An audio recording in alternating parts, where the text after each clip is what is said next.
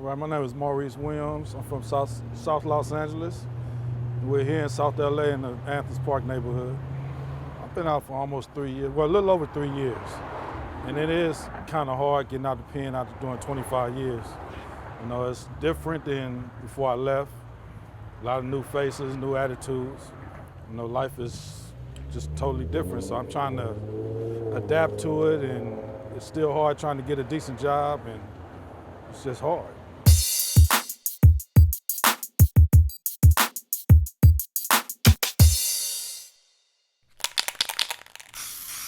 Well, my son was born when I was in prison, so I wasn't there when he was, brought into this world. But he part of some good organization right now. He's always been doing a lot of good stuff.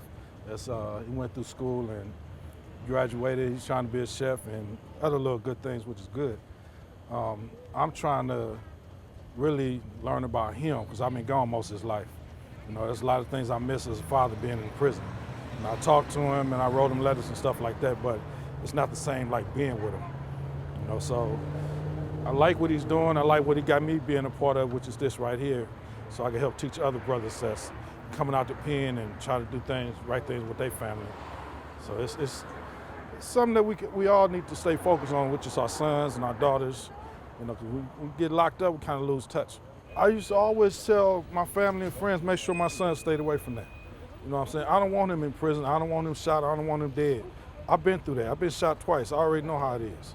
That's hard on the family. That's hard on him. But you know, his life matters to everybody. So if he get into trouble behind following my footsteps, I got to look at it as my fault. You know, because if he's trying to be like his daddy, he ain't gonna go nowhere. Well, the mother was already pregnant when I went to jail, and it's hard to have a relationship if you're not steadily in contact. You know, so I write him and call him, talk to him, and that's how we got to know each other pretty good still. My baby boy, I'm still trying to get to know him. I conceived him when I was in prison, when we used to have family visits. Me and the mother got married, but they took that away from us after the first 2 years we was married, because they was trying to disconnect families. They might not say that, but that's what they was doing. It was the governor that took it away for his political reasons, the way I look at it, most of us look at it. You know, the families had nothing to do with the political reason. It's just, that's what they call themselves, being hard on crime, and punishing not just us, but our families. They want us to be just in prison and not out here. Well, we coming back to this world, in which we did. So the fact that we back, we're trying to fit into our families' lives again and do what's right. They can never disconnect us. They could pull us further apart, but they can't disconnect us. All the stuff that we went through, trying to stay alive every day, and it's hard. You got a lot of stuff on your mind. You can't worry about this too much out here because you're trying to stay alive in there. But the hardest part is you don't even know you're gonna have a family to come home to. A lot of cats I've seen go through that. So that's the hardest part, really. If you do a stretch of time, you're gonna lose a lot of them to the earth. So that's what you gotta look forward to if you got to stretch. When my mom's passed in 1990, they would not let me go to the funeral based on my gang status. They said they feared that the gang was gonna try to make me escape. So they wouldn't even let my family or friends pay for me to come to the funeral, and none of that. They said they didn't want to take that risk. So there was that possibility of going to it, but because of how your status, they said no, can't do. Exactly.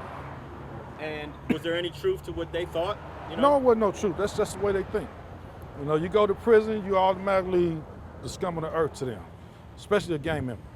So if anything happened to your family, that's just tough luck. That's the way they look at it. I've been working in warehouses, and it's kind of hard because you're making minimum wage, and that ain't really helping.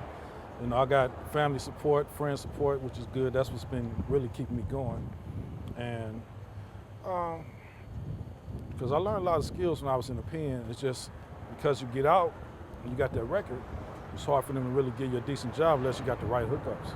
The neighborhood is still here. It's going to always be here, but it's up to me to do the right thing every day. Don't get deterred, or don't let anybody get y'all away from what y'all doing. Yeah. Just keep that going, because no matter what, you're going to touch somebody and make it right for them. Soon as I got right here, a car pulled right there. All they had to do was point straight, but they shot over here. They shot these windows out right here with a shotgun. If you're a person that's been taught to hate another dude because he does something that he's believed in and things like that, then I think that's shame on you.